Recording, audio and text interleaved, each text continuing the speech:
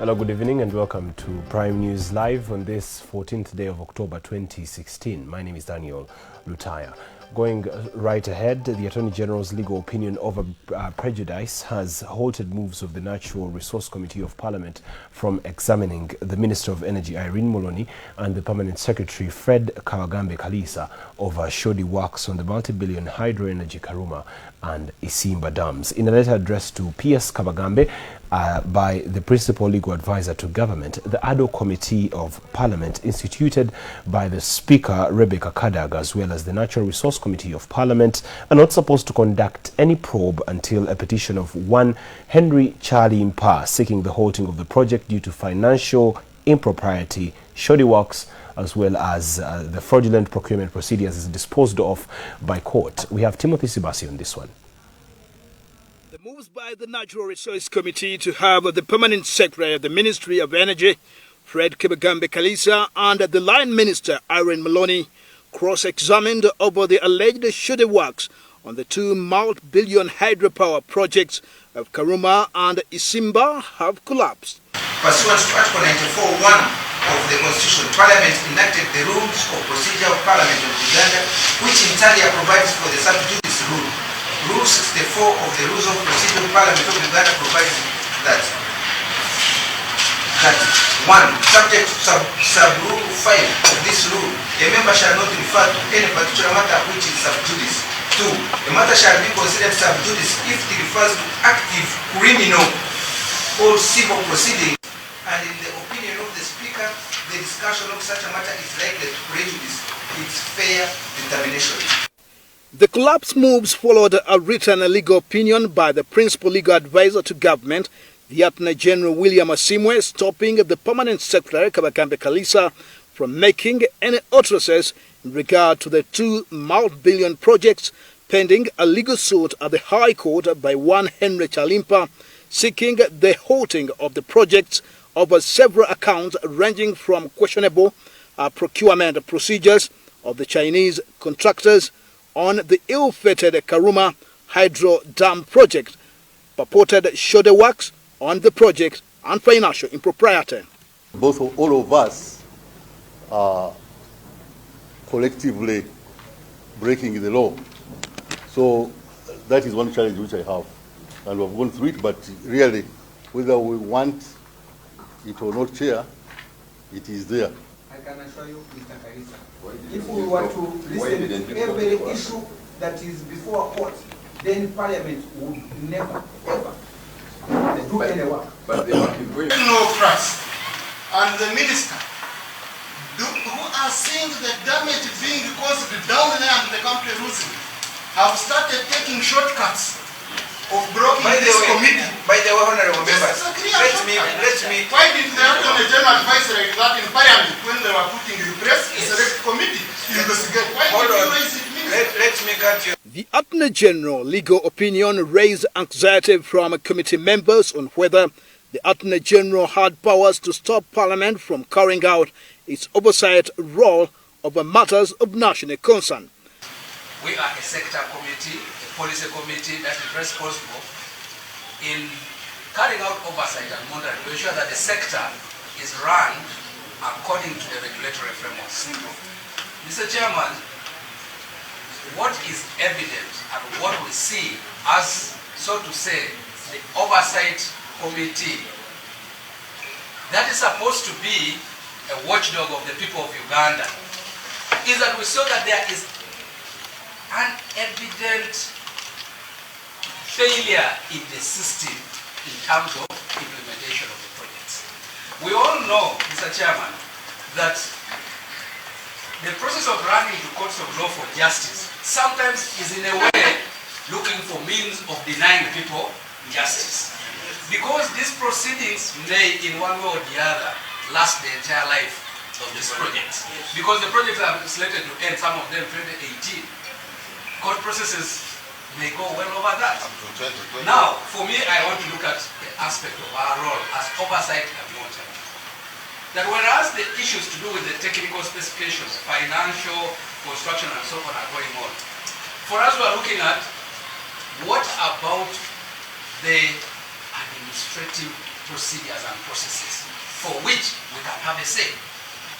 It is the speaker. Yes.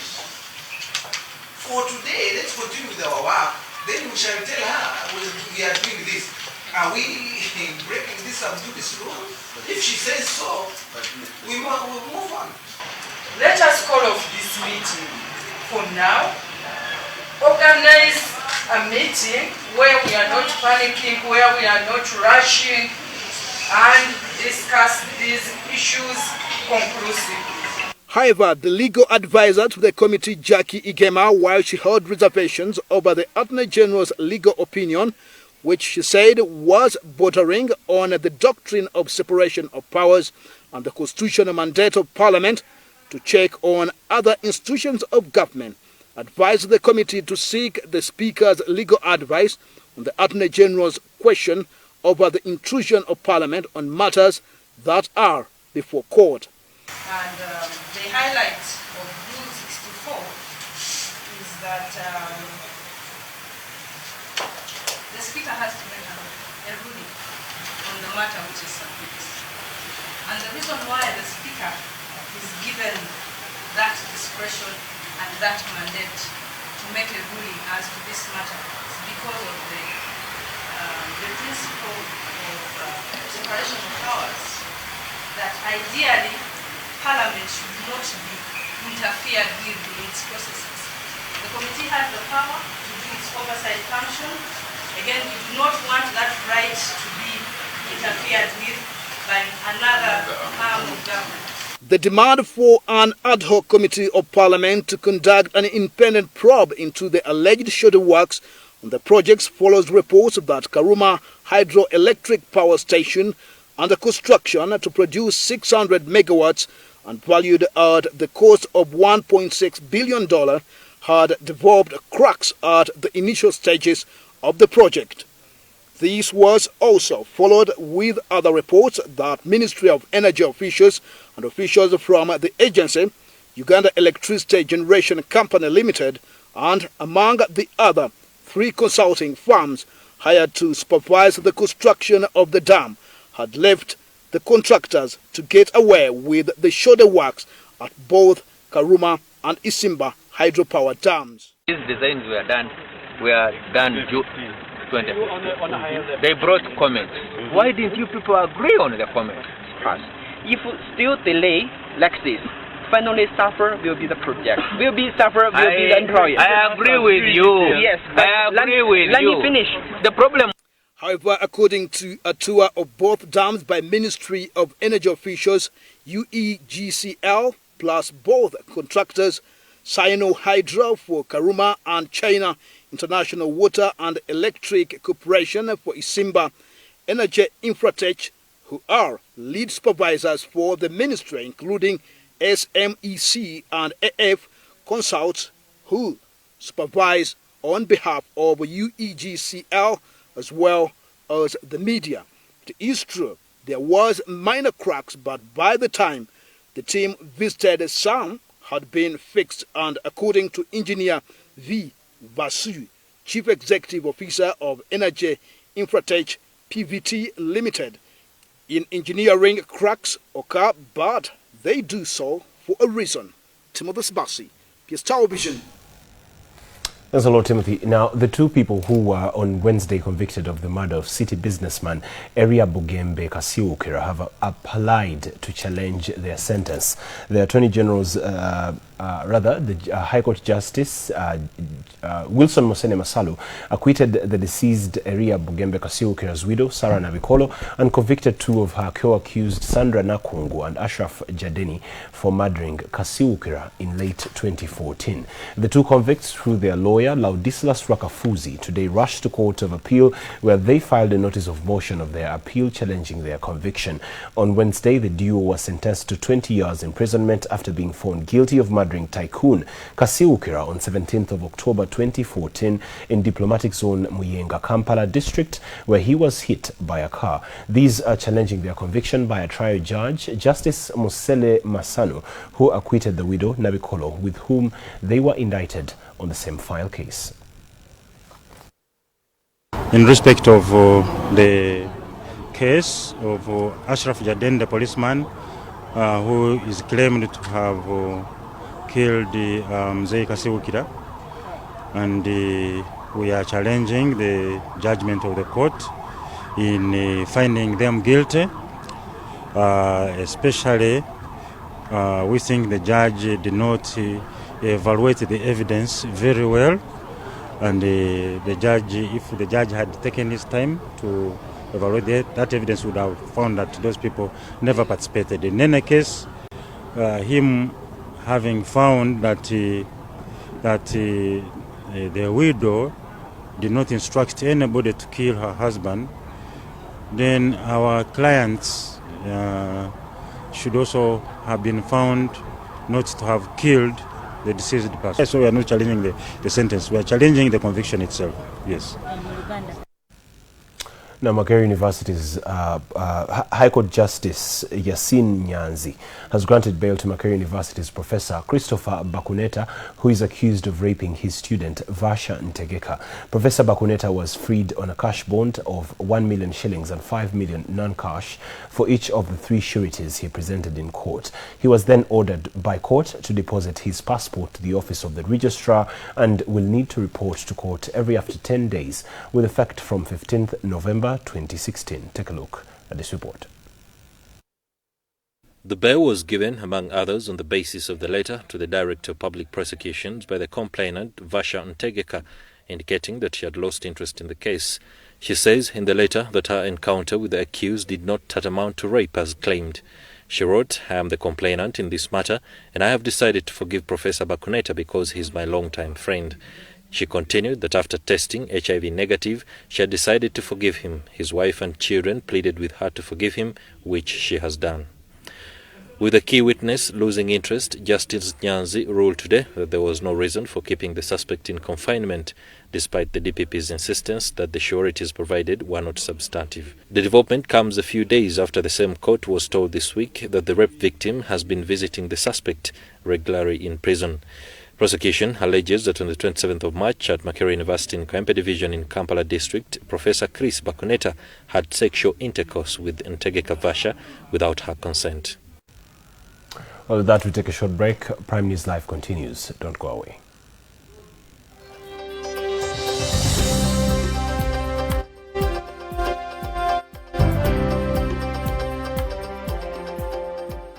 The new full-saw construction track FJ2523 6x4 tipper. The 16cm cubed, approximately 18-ton payload tipper comes with a package full of benefits, all for you.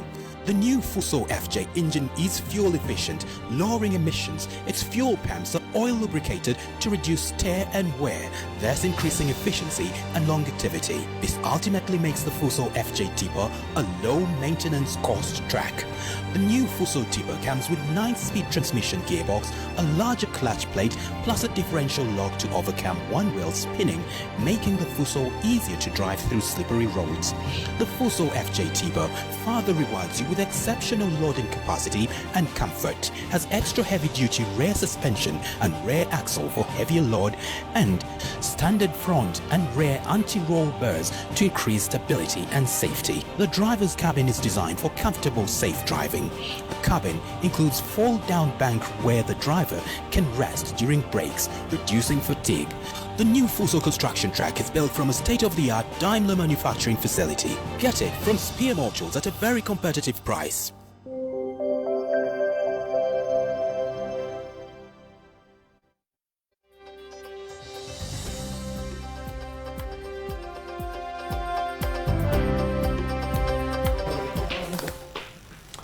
Once again, a warm welcome to Prime News Live. We are live on air, online and on Facebook. Now, the Uganda Communications Commission, UCC, the country's communication regulatory body, has warned Samsung dealers in the country against importing the company's latest controversial smartphone, Samsung Galaxy Note 7. A statement posted on the body's social media platforms reads in part, the Commission has issued a directive to the Samsung country dealer to desist from importing the gadget in question, the Samsung Galaxy Note 7. The statement further clarifies that the importation of the smartphone would be in breach of Regulation 7 of the Communications, which requires an importer to obtain type approval for any terminal or network equipment. The warning comes just a few days after the importation and distribution of the same smartphone was abandoned in neighboring Rwanda. The smartphone, a few days after the official announcement and release, reportedly started exploding while they were charging. The explosions were reported to have spoilt cars and set a house on fire, something that has been perceived as risky to people's lives. Now, the hearing of Nakawa Municipality Member of Parliament Honorable Michael Kabaziruka's bail today failed to commence after the state prosecution informed court that they were not ready for the hearing, which had been fixed to start today before Justice Yasin Nyanzi. Kabaziruka, through his lawyers, led by Laudislas Rwakafuzi, had prepared to file a bail application, but their efforts were futile after Senior State Attorney Wamamama Isaiah informed court that he had instructions from the DPP not to proceed with this matter and asked for an adjournment. We have the details.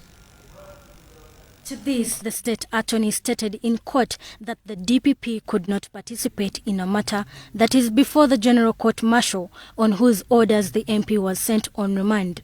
However, the applicant's counsel, Ladislaus Rwakafuzi, opposed this claim, stressing that the state had never made any submissions that they can't participate in matters before court martial. He added that in 1 week's time they are going to serve the three prosecution organs of the government, that is the General Court Martial's prosecution section, the Attorney General and the DPP, to select from themselves who is to appear in court over this matter. Justice Yasin Nyanzi adjourned this matter to 20th October for hearing, as Honorable Kabaziruka was further remanded until then. Kabaziruka's woes seem not to be having any end in sight. Nearly half of the households are currently food insecure in this country, mainly due to the lean season that has seen a decline in food stocks, food consumption, mainly due to that. The Ministry of Agriculture plans to start counting and registering all farmers in Uganda so that they can see how to help them. While addressing journalists at the media center today, the Director of Agriculture Extensions, Ms. Beatrice Byarugaba, urges Ugandans to produce multiple types of food in order to avoid the problem of food scarcity given the falling rate of rainfall received these days. In Uganda, the primary crops grown are maize, beans, millet, cassava, bananas, groundnuts, sweet potatoes, soybeans, coffee, ginger, tomatoes and white potatoes, but a fundamental question is, how is this food distributed? Ms. Beatrice Byarugaba, the Director of Agriculture Extension in the Ministry of Agriculture, says they are working together with the Ministry of Education and the Ministry of Health to see to it that they sensitize the young generation on which food benefits the body and which type of food is actually rich in nutrients that the body requires. We have come up with a project of helping the communities to combat that issue of malnutrition, and we are also entering through schools, primary schools. We are going to be working with about 1,500 schools in Uganda across the country, and we are going to be demonstrating on how to produce and eat and consume those food products that are high in micronutrients. Ms. Byarugaba expressed worry at the trend, citing that the quality of food consumed is poor, even with the abundance of foodstuffs on the market. Food quality, and this has to do with nutrition. here we have an issue. Although the country is very okay with the quantities of food, but the quality is not all that very good. We have areas in the country which have some issues with malnutrition or poor feeding. The food is there, but it is not of very good quality, it's not very nutritious. She had this to say about the insecurity in Karamoja sub-region. The Ministry of Agriculture and its agents, NARO and NADS, but also with the other ministries. NARO, to start with, we have a research center called NABWIN, so that research center is looking at technologies that are appropriate for Karamoja sub-region specifically. And what they have done, they have produced varieties and technologies that are suitable for that. It's really a dry land area. What Ministry of Agriculture has done with the Ministry of Water, we have dug dams, quite a number of dams, which are now full of water for livestock, but for also irrigation. The Director for Crop Resources in the Ministry of Agriculture, Mr. Okasa Opolot, asserts that the ministry is doing all it can to identify the factors which can help in monitoring food security in the country. We are going to monitor the food stocks at household level. It's very important. Every one of us must be watching, how much food do I have in my house? That's a starting point. Livestock diseases, we have got to check the livestock diseases and crop diseases. And of course, we must be aware now about La Nina effects. We had El Nino, and now we have La Nina. It means reduced, it is the opposite. The other one brings in a lot of rainfall, and La Nina actually brings less rain. We have got to watch those, the effect of those two. And then we continuously must watch the prices of food and then cross-border trade. Many Ugandans are not well conversant with the fact that most of the food grown today is genetically modified. However, the Director General for NARO asserts that this is only aimed at decreasing the amount of food that used to be affected by the bacteria, which had later caused food crisis. About genetically modified organisms. But I'd like to make an impression here. When we talk about genetic modification, we are all genetically modified. But the key question is how? When you are born, you're 100% actually pure. 100% pure. But then there came a regime where saying like you have to go for immunization. You have to go for vaccination. So like when you're vaccinated against measles, to be resistant to measles disease, to be resistant to TB, was that a wrong approach? But now if you did the same to a plant, to make also the plant resistant to a disease. Olive Namlindwa for WBS TV.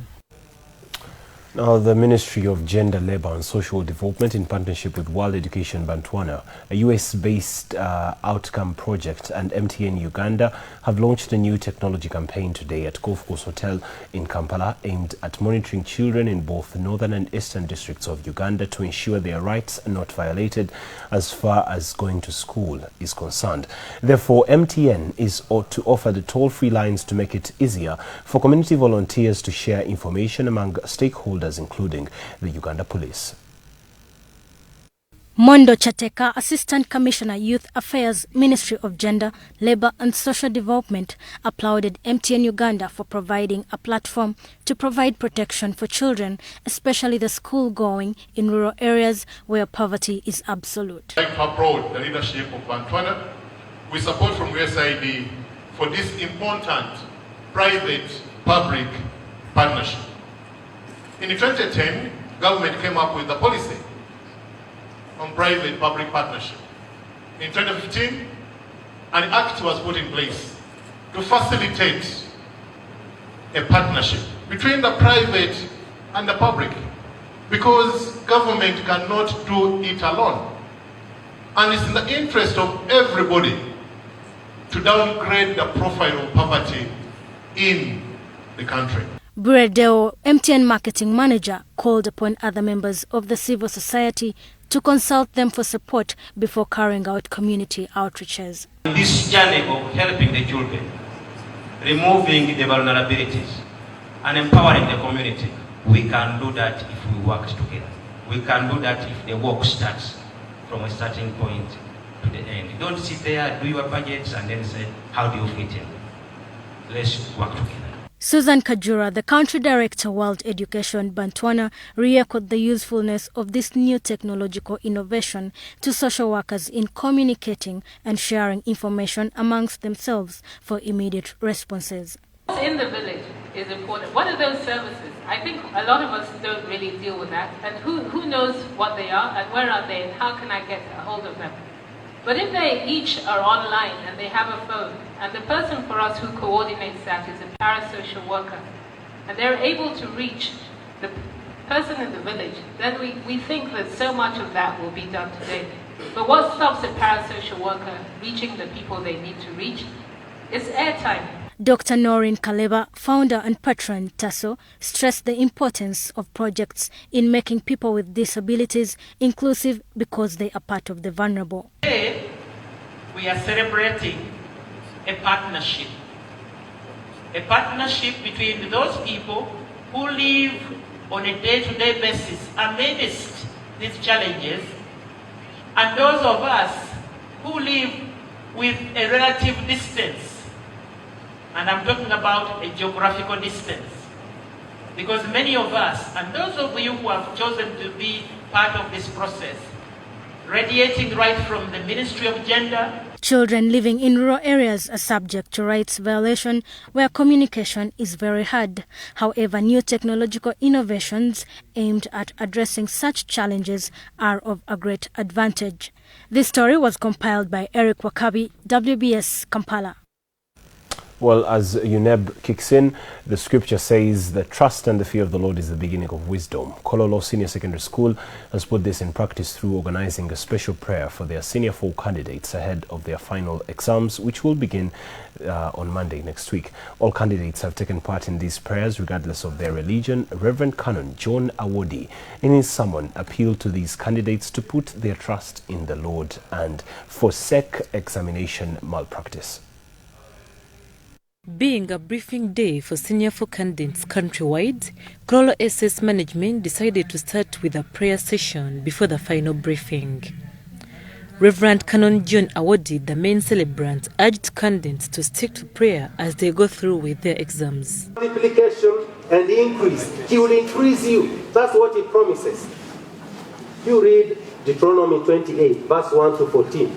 You will see the promises God has promised for each one of us. Read also 1 Corinthians chapter 2. No, 2 Corinthians chapter 2. You will see the promises God has promised for you. They will come to pass in your life. That's what he promises. And all God's promises in Christ Jesus are yes for us.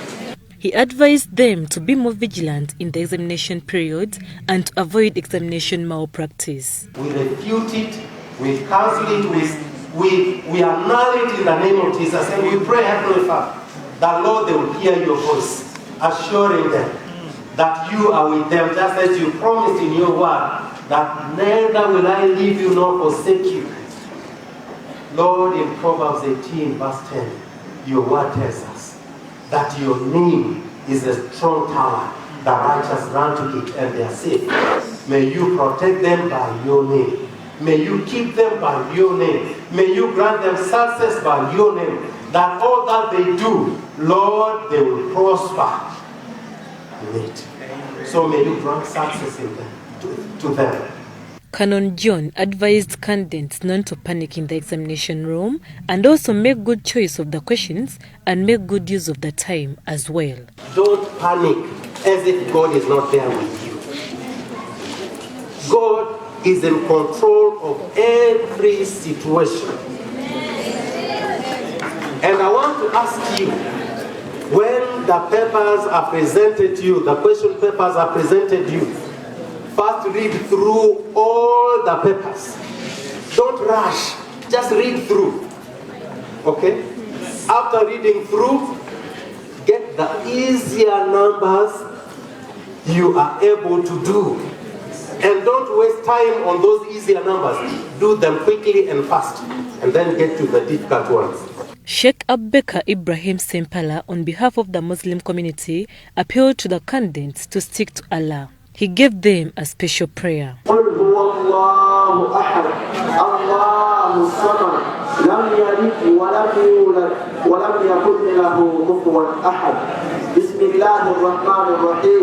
قل أعوذ برب الفلق من شر ما خلق ومن شر غاسق إذا وقب ومن شر النفاثات في العقد ومن شر حاسد إذا حسد بسم الله الرحمن الرحيم قل أعوذ برب الناس مالك الناس إله الناس من شر الوسواس الخناس الذي يوسوس في صدور الناس من الجنة والناس. We also spoke to some candidates, and many said that they are well prepared.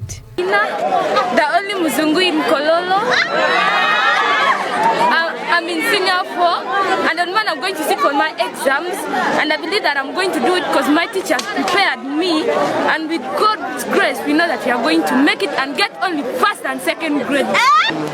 I'm in senior 4. We have been preparing a lot. We have been revising. We always have a sleepless night, and we are looking forward to doing our exam on Monday. If God wills, that I'll get a first grade, inshallah. The headmaster of this school, on behalf of the staff, confirmed that the teachers have done a tremendous job in preparing these students for the task ahead. We've been briefing the candidates on rules and regulations governing the examinations. It was preceded by prayers, which was ecumenical in nature. We had religious leaders from the Catholic community, the Anglican, and also the Muslims, and have blessed our children so that God can guide them during this period of examinations. We believe our students have been well prepared. They have done their best as children in preparing. The teachers have done their best. We also thank the parents for having been able to support these children up to this level. And we still pray that this support is extended up to the end of the exam period. Monday 17th will be the day the candidates will read their first paper, summing up the work they have done at the school for the past 4 years. This report was compiled by Nachamba De Maria for WBS TV. Now, coffee growers have called for a law to safeguard the quality of coffee that is dwindling day by day following the business community. This as agricultural resilience consultants invest on insurance packages to safeguard farmers that suffer drought, persistent crops, and that have witnessed farmers losing hope. The coffee farmers decried the constant rejection of Uganda's coffee, oftentimes on the European market, due to poor standards. According to Joseph Nkandu, the executive director, New Cafe, Uganda's coffee has failed to penetrate the foreign market, fetching little because it doesn't meet the market standards.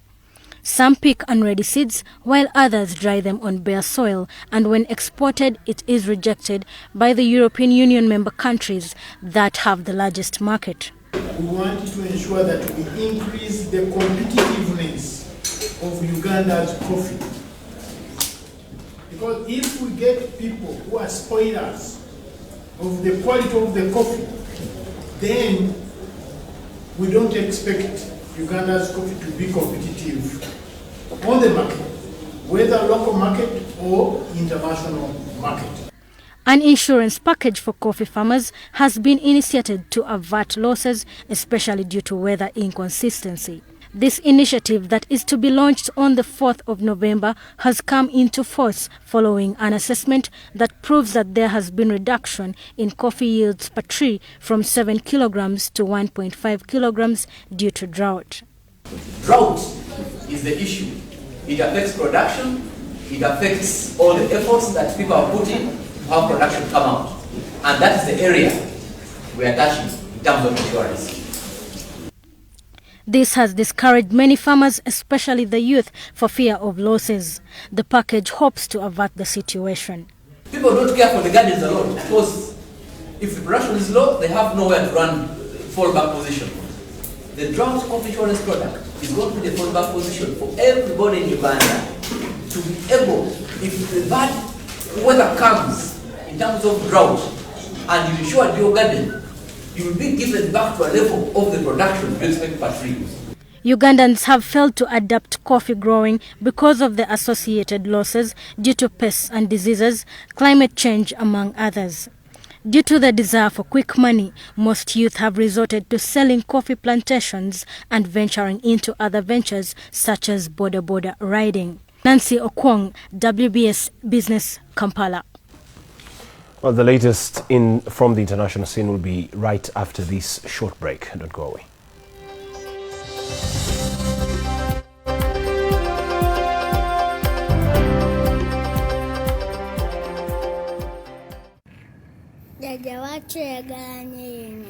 Banyini abagikola bulungi tugambe nti omukono guno gyekyuma ne bagiteeka wano tandika mpola ng'ekisaata kekai kekai kekai kekai ekyuma ky'enkomi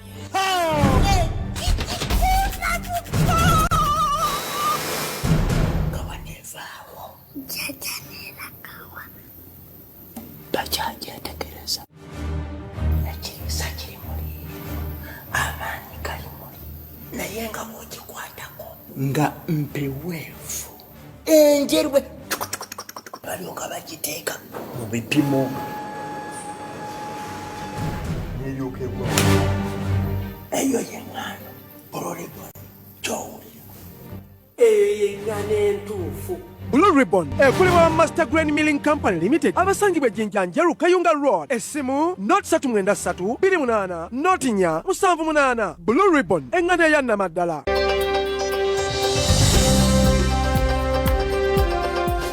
Once again, well, welcome. This is Prime News Live on air, online and on Facebook. Rwanda has launched a drone delivery network to transport vital blood supplies to far-reaching areas of the country.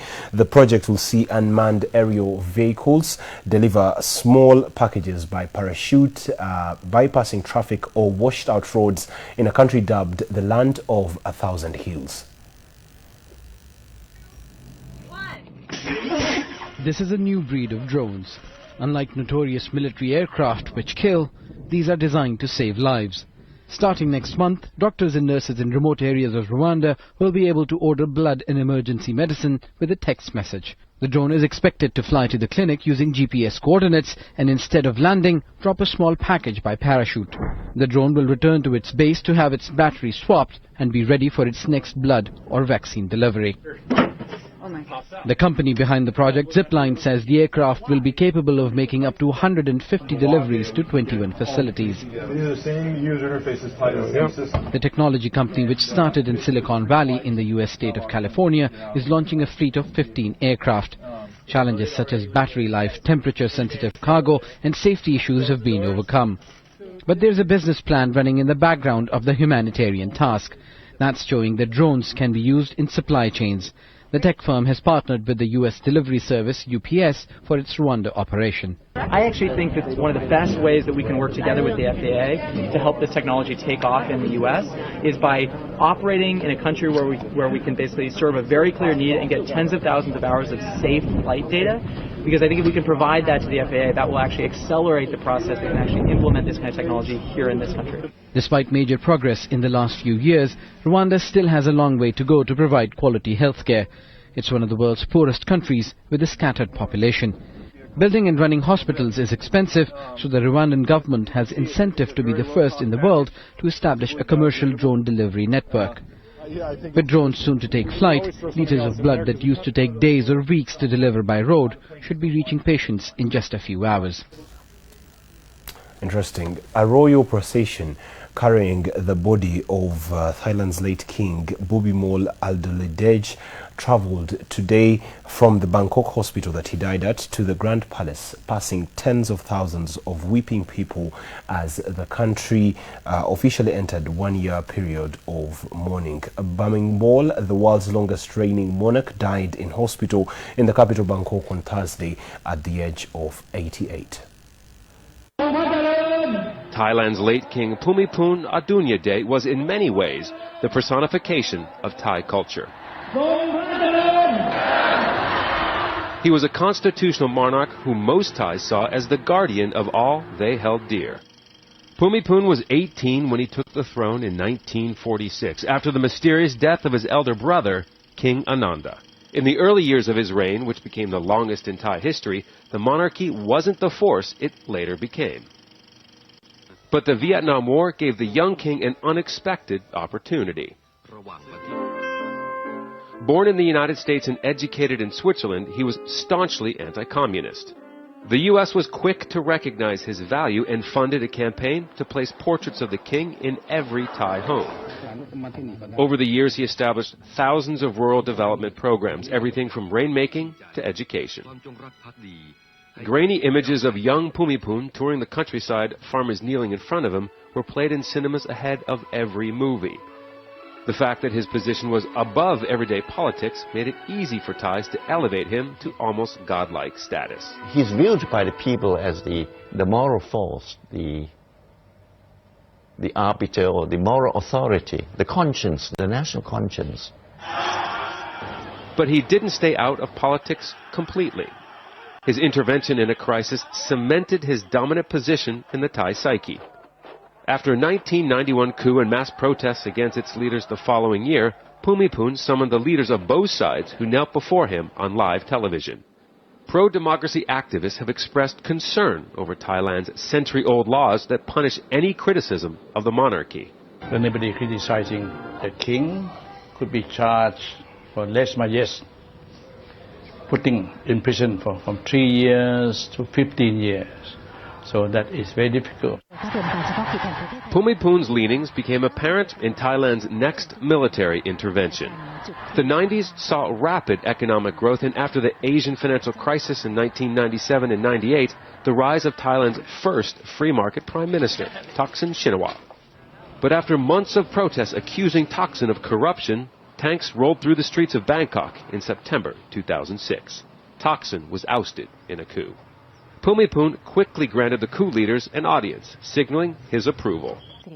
In April 2010, he made a rare public appearance at a ceremony to induct a new panel of judges. It came in the middle of another anti-government upheaval, and in his speech he urged the Thai people to perform their duty. In the country, there might be some people who neglect their duties. So you must show them as an example that there are still people who carry out their work dutifully and honestly. In 2014, months of political turmoil again brought thousands of Thais to the streets. It led to Thailand's 19th coup d'etat. After the military seized the government, Bhumibol endorsed the head of the army as the prime minister. But he was much less visible than he was in previous crises. It was the image of the king that the new prime minister knelt before as he took office. Towards the end, the king spent considerable time in hospital. In 2009, he stayed in Sirirat Hospital for 4 years after being admitted with a lung infection. When he finally left, people lined the streets in a display of continued reverence. In October 2014, the king underwent gallbladder surgery. He was discharged from the hospital after the procedure, but after only 1 week, he was readmitted. He remained under hospital care for the rest of his life. An announcement on succession is expected from the Royal Household Bureau. For more than half a century, Thais have navigated through an often chaotic political scene with one constant as their reference point, King Bhumibol. That constant is now gone. Prime Sport is next. Let's take a short break. We'll be right back.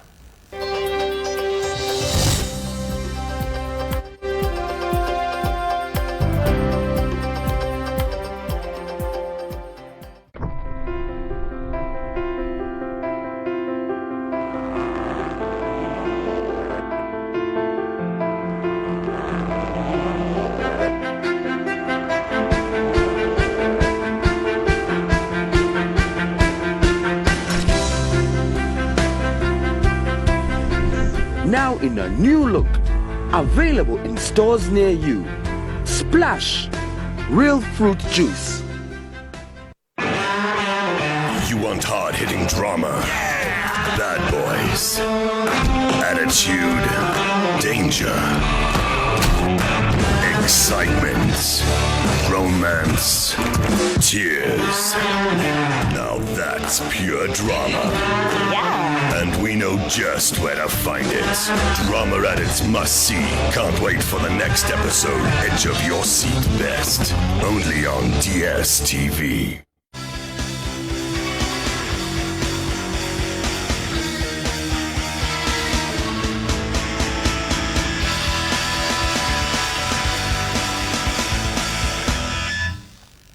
Welcome back in sports. All is set for National Motorsport Sprint that on this Sunday at Busika, with over 30 drivers and riders expected to take part. Some of the drivers and riders, among whom include Arthur Blick Jr. and Sharif Katete, were among the few who felt the Busika Raceway before the main event today. Take a look.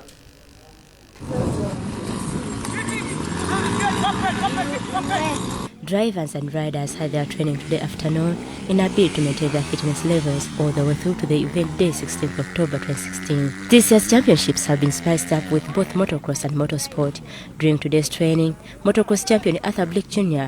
revealed that the changes made to the Busika racing track will only enable them to work harder. Various upgrades to the motocross track, and it's going to be very challenging for the riders and very entertaining for the spectators as well.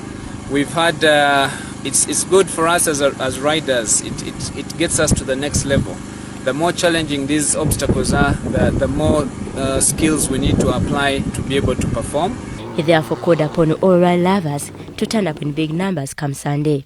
So it's going to be very entertaining for fans, our fans and spectators. They should come in big numbers to support the motocross and the sprint championship in the afternoon. I'll be competing in both championships, and my target, God willing, is win in both categories. Rider Sharifa Katende, who finished second in the African Motocross Championships, says she has made thorough training that will see her win this year's championships. Because I've done a lot of training, the track is nice, but they have changed it a little bit. But I know I will ride better because I've done many trainings. The bike is fit, it has no problem. Being the first rally of its own kind, motorsport champion Poseidon Raktaka couldn't help but be part. Raktaka last appeared in the Massacre Rally, which was organized by Southern Motor Club. The morning session will begin with motocross and motorsport in the evening. Olivia Nakate, WBS TV Sports. Thanks, Olivia. This time round, the University League between the two Lions of Makerere and Chambogo, the second leg of the quarterfinals, was peaceful, and the field was so quiet with no supporters compared to the previous league where it was full of violence. The game ended with a goalless draw at Luzira Prison Stadium, and therefore Makerere University qualifies at an aggregate of 2-0 at the semis.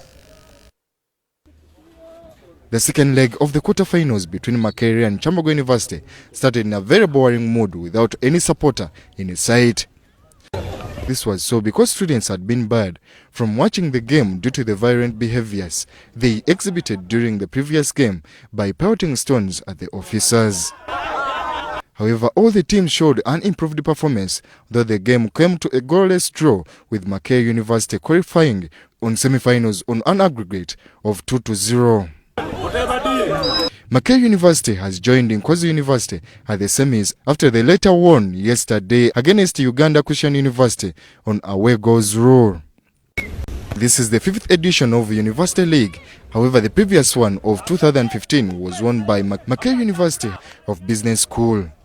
Bunya Emmanuel, Prime News. Thanks a lot, Emmanuel, for that report. I will be ending this Prime Newscast at this very juncture with that report. Follow us on Twitter and Facebook at WBS TV Uganda. You can also get a replay of this newscast on our YouTube channel, WBS TV Uganda. My name is Daniel Lutaaya. The Face Off is next with Peter Kibazo. Good night.